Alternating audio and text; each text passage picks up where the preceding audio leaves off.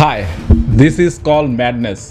সাকিব খান বরবাদের টিজারে আমি বলবো যে জাস্ট ফাটিয়ে দিয়েছে এবং আমি খুব ভালো করেই জানি যে এই টিজারটি দেখে কলকাতা বাবুদের ভীষণ জ্বলবে, কিচ্ছু যায় আসে না। সাকিব খান যেভাবে নিজেকে প্রেজেন্ট করেছেন, সত্যি কথা বলতে হৃদয়কে নিয়ে আমি অনেকটা ভয়ে ছিলাম যে নাটকের একজন পরিচালক সে কীভাবে সাকিব খানকে হ্যান্ডেল করে, বা নাটক আর সিনেমা তো এক জিনিস নয়, সিনেমা একটা বিশাল ক্যানভাস।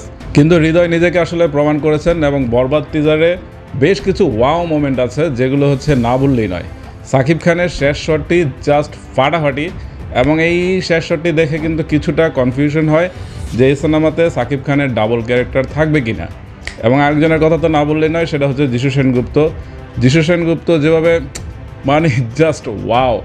এবং ইদিকা হচ্ছে অ্যাজ ইউজুয়াল যেরকম নায়িকা চরিত্র থাকে, কিন্তু সাকিব খান আসলেই নিজেকে প্রমাণ করে দিয়েছেন। তুফান সিনেমার পর তার আরও একটি বিগ ব্লাস্ট হতে যাচ্ছে বাংলা সিনেমায়।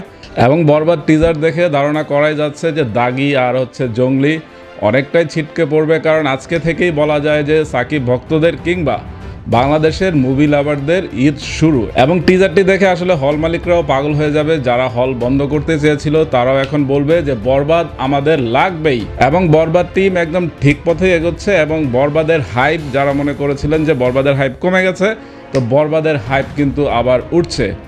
আমি এটা বলবো না যে বরবাদ টিজারে নেগেটিভ পয়েন্ট নেই, অবশ্যই কিছু নেগেটিভ পয়েন্ট আছে, আর সেটা হচ্ছে কিছু সিনেমার সাথে এটা কিছুটা মিল অবশ্যই খুঁজে পাওয়া যাচ্ছে। যেমন সাকিব খানের যে রক্তাক্ত শটটি, এটা অনেকটাই অ্যানিমেল সিনেমার সাথে হুবহু মিলে যাচ্ছে আজিজের সাথে।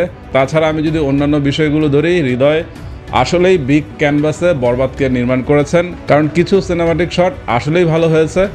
তো ইদিকা পাল এবং হচ্ছে সাকিব খান এবং যিশু, হয়তোবা এই তিনজনের নিয়েই হচ্ছে পুরো সিনেমার গল্প এগোবে। বরবাদ সিনেমায় সাকিব খান হয়তোবা এন্টি হিরো রোল করতে যাচ্ছে, তো সেজন্যই মনে হচ্ছে যে এখানে ডাবল ক্যারেক্টার থাকতেও পারে।